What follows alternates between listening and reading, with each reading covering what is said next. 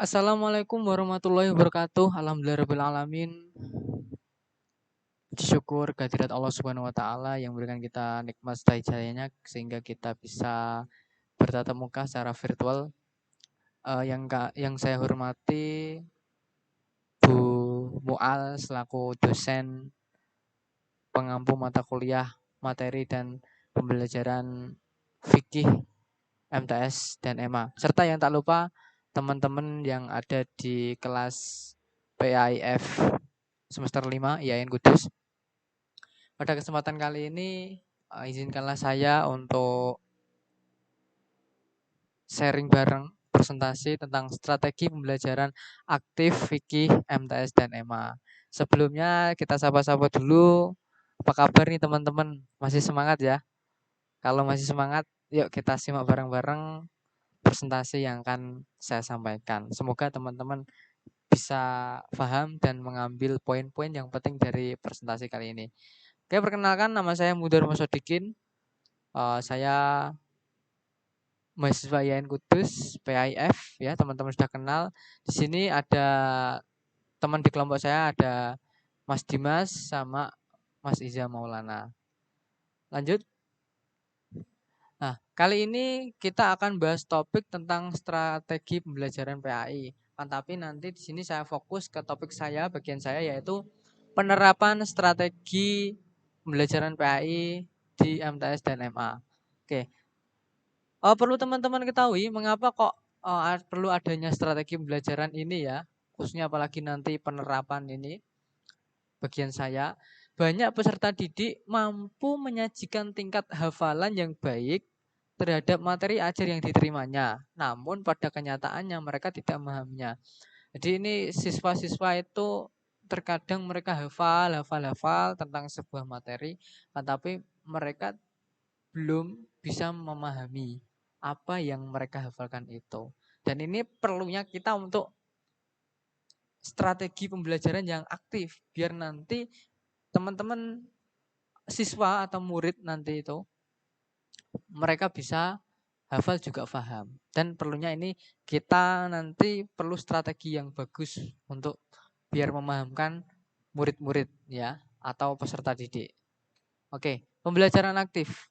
Pembelajaran aktif ini apa? Pembelajaran aktif ini merupakan pendekatan pembelajaran yang lebih banyak melibatkan aktivitas siswa dalam mengakses berbagai informasi dan pengetahuan untuk dibahas dan dikaji.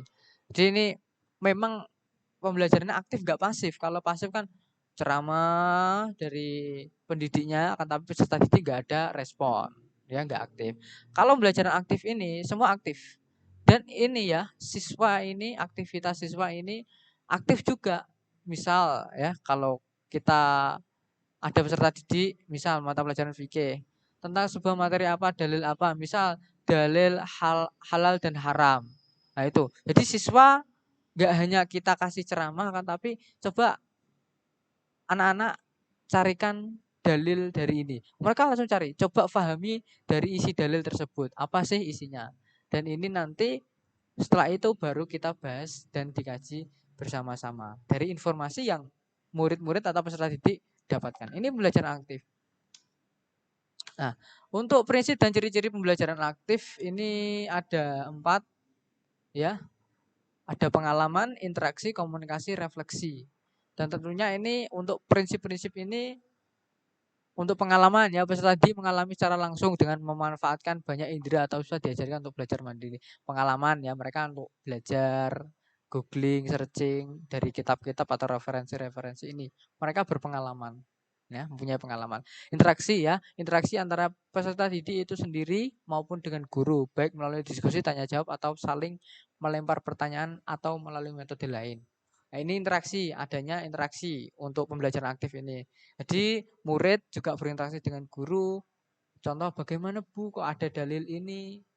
Atau kenapa kok kita harus sebelum sholat harus wudhu dahulu? Nah ini interaksi, contoh-contoh interaksi ya. Kemudian untuk komunikasi ya, ini untuk komunikasi mengumumkan pendapat, presentasi laporan, memanjangkan hasil kerja di aspek ini ada hal yang ingin didapatkan. Nah untuk di komunikasi ini tentunya peserta didik pun mengumumkan pendapatnya. Loh Bu, atau Pak ya, kalau sholat tidak wudhu bagaimana? Lah ini kan mereka mengungkapkan pendapat, merupakan mengungkapkan pertanyaan. Nah ini bentuk komunikasi. Ini contoh-contoh dan ciri-ciri pembelajaran aktif. Yang keempat, refleksi, memberikan kembali apa yang diperbuat atau diberikan seperti dalam peran guru di kelas, perlakuan terhadap siswa, pertanyaan, latihan, interaksi, dan pengelolaan kelas. Nah ini refleksi ini lebih bagaimana ini perannya, kemudian difikirkan kembali perbuatan yang telah diberikan contoh dari pembelajaran hari ini apa, itu perlu refleksi kembali dan dipikirkan kembali, dibahas kembali, diulas kembali. Ini refleksi. Ini adalah ciri-ciri dan prinsip pembelajaran aktif. Nah ini ya. Nah ini yang bagian saya. Oke baik, ini mulai fokus di topik yang akan saya bahas, yaitu penerapan pembelajaran aktif. Teman-teman bagaimana menerapkan pembelajaran aktif ini nanti di mata kuliah, di mata pelajaran fikih, bagaimana sih penerapannya? Ini ada beberapa ya. Ada 6 yang ingin saya ulas, saya sampaikan pada teman-teman semuanya. Ada 6, sortir kartu, bagikan minat, indeks karmat, jigsaw, learning, everyone is teacher here, reading a lot atau membaca keras. Oke, kita bahas persatu ya. Oke. Sortir kartu ya. Strategi pembelajaran aktif card sort ini digunakan oleh guru untuk mengaktifkan peserta didik pada akhir materi pembelajaran. Bagaimana ini metodenya? Oke, nanti bisa teman-teman terapkan, boleh di pembelajaran lainnya bisa. Nah ini untuk di materi fikih ya. Biasanya guru atau pendidik itu menyampaikan beberapa materi, misal satu semester itu sudah disampaikan materi-materi yang dibahas. Nah, kemudian sortir kartu ini di akhir materi pembelajaran atau di akhir semester lah bisa. Kan sudah beberapa bab-bab itu atau materi topik-topik. Nah, nanti dibuatkan kartu. Nah, di mana kartu itu nanti untuk mengulas mereka, contoh dapat bab taharoh, apa sih taharoh itu diulas kembali. Misal bab sholat, apa sih sholat itu, bab haji, zakat. Tuh. Jadi itu penting banget. Jadi ini bagus untuk pembelajaran aktif. Jadi murid gak hanya dapat materi ceramah ya kan, akan tapi di sini mereka juga bisa bermain dan mengulas kembali materi yang telah diajarkan oleh pendidik atau guru. Ini bagus ini. Coba nanti teman-teman praktekkan ya. Nah, kemudian yang kedua apa? Kedua, bangkitkan minat. Strategi bangkitkan minat ini dalam penggunaannya dilakukan setiap mengawali pelajaran sebagai pembangkit minat belajar peserta didik untuk lebih aktif dan semangat dalam belajar. Nah ini teman-teman, perlu ini kita bangkitkan minat peserta didik ya, biar semangat. Jadi contoh ya, murid-murid apa kabar hari ini? Nah, sudah sarapan atau belum? Kita tanya dulu biar kita dapat perhatian dari murid. Habis itu kita kasih bangkitkan minat. Contoh apa? Minat belajar. Belajar itu apa? Contoh kita kalau di fikih kita bangkitkan untuk sholat, ya, untuk wudhu setiap sebelum sholat dan lain sebagainya. Kemudian kita kasih semangat buat murid itu biar mereka lebih aktif dan lebih semangat dalam belajarnya. Kurang lebih seperti itu. Jadi di awal pembelajaran. Setelah murid itu semangat baru kita kasih materi. Nah, itu. Jadi ini bagus untuk pembelajaran aktif ya ini. Selanjutnya ada indeks Karmat ya. Siswa mendapat sepotong kartu yang berisi soal dan siswa tersebut mencari kartu lain yang berisi jawaban sesuai dengan soal yang diperolehnya. Ini termasuk menarik ini untuk teman-teman nanti ketika ngasih penjelasan pada murid-muridnya ya. Jadi ini biasanya nggak kartu aja sih, HVS bisa.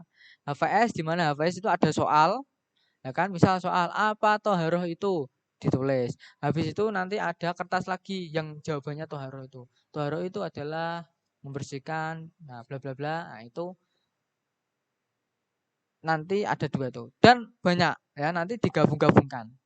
Jadi sesuai. Oh ini toharoh, jawabannya ini. Nah itu. Jadi murid juga lebih semangat gitu. Ataupun nanti dikolaborasikan dengan permainan atau apa bisa ini untuk yang indeks karmat ini. Ini bagus. Jadi murid bisa belajar. Jadi bervariasi ya dalam kita pembelajarannya itu. Kemudian yang selanjutnya ada jigsaw learning. Pembelajaran aktif ini sering digunakan oleh guru mata pelajaran fikih pada materi pelajaran yang mana biasanya materi tersebut dapat dibagi menjadi beberapa pokok bahasan. Ini bagaimana sih? Nah, pada intinya seperti ini teman-teman. Di jigsaw learning ini, di dalam mata pelajaran fikih ya kan, ada beberapa subbab. Misal haji, zakat, atau nikah. Ya kan? Nah itu nanti sub-sub pokok bahasan itu nanti dibagi masing-masing murid. Ya, atau masing-masing kelompok murid peserta didik. Habis itu nanti mereka dikasih sub bahasan pokok itu, akhirnya kan mereka mencari. Nah nanti habis itu mereka yang menjelaskan. Dan ini lebih bagus juga ini. Ini pembelajaran aktif. Jadi mereka merasa, wah aku dapat sub pokok bahasan ini nih, apa yang dibahas. Nah itu bagus ini. Untuk pembelajaran peserta didik yang lebih aktif ya. Jadi nggak pasif. Jadi di kelas itu nggak membuat ngantuk. Kalau ciri-ciri pembelajaran pasif itu kan ngantuk ya kan. Guru hanya menyerangkan aja ya kan. Siswanya ngelentuk ya kan itu. Jadi ini bagus jigsaw ini. Jadi apalagi yang tipikal kita MTS, SMA itu sudah bisa untuk diajar ini jigsaw learning ini. Selanjutnya, selanjutnya semua orang adalah guru. Ini strategi penerapan strategi pembelajaran selanjutnya. Strategi ini ya peserta didik diberi kesempatan untuk menjadi guru bagi teman-temannya. Wah menarik ini, murid jadi guru.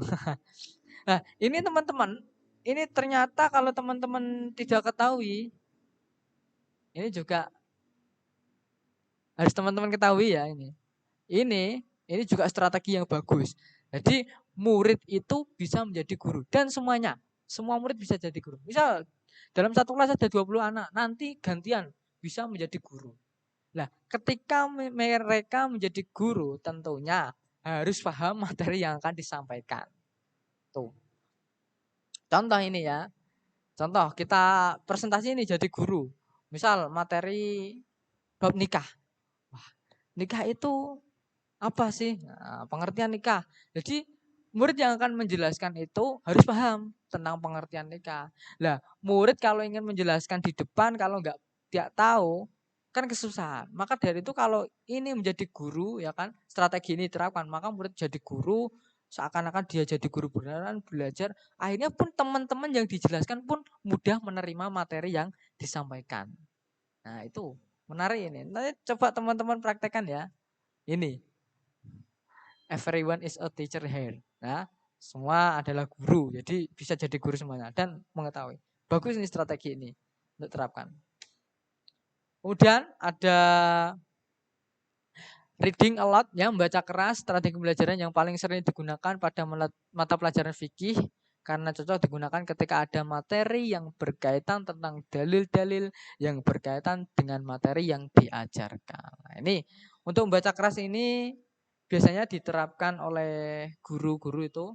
Kalau di mata pelajaran fikih, ayo anak-anak kita membaca surat ini berisi tentang dalil ini. Bersama-sama murid semua membaca ataupun bisa dipakaikan strategi ini. Misal ada siswa yang ramai sendiri, silakan baca dalil ini. Nah, itu. Nanti guru juga di sisi lain murid membaca nanti mereview, menyampaikan isi kandungan yang ada di sini itu bisa. Membaca keras ini biasanya digunakan dalil-dalil ataupun yang lainnya. Itu ya teman-teman ya. Lah, tentunya yang saya sampaikan ini ada 6 penerapan mata pelajaran ini teman-teman bisa kolaborasikan. Jadi misal dalam satu waktu pembelajaran bisa dikolaborasikan dengan ini. Ada reading, ada shortcut tadi, kemudian ada jadi guru, kemudian jigsaw ya. Ini bagus, kalau bisa dikolab bagus. Jadi bisa menyesuaikan dengan materi yang akan disampaikan. Itu ya teman-teman ya. Ini sebelum saya akhiri ya kan, penerapan ini bagus ini.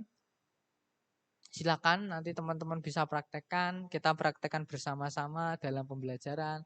Tuh, yang terpenting itu adalah biar pembelajaran ini aktif, tujuan dari pembelajaran tercapai. Jadi nggak pasif ya. Kalau teman-teman pasif, peserta didik pasif, akhirnya pembelajaran itu kurang maksimal, kurang efektif. Kalau pembelajaran aktif ini diterapkan strategi-strategi ini, saya yakin ya, pasti nanti murid aktif dan tujuan pembelajaran itu akan tercapai. Oke teman-teman, sekian dari saya. Terima kasih telah menyimak dari penjelasan saya. Semoga bisa bermanfaat. Mohon maaf apabila ada kekurangan tutur kata yang kurang berkenan di hati teman-teman semuanya. Saya mohon maaf yang sebesar-besarnya. Wallahual muwaffiq ila aqwamit thoriq. Wassalamualaikum warahmatullahi wabarakatuh.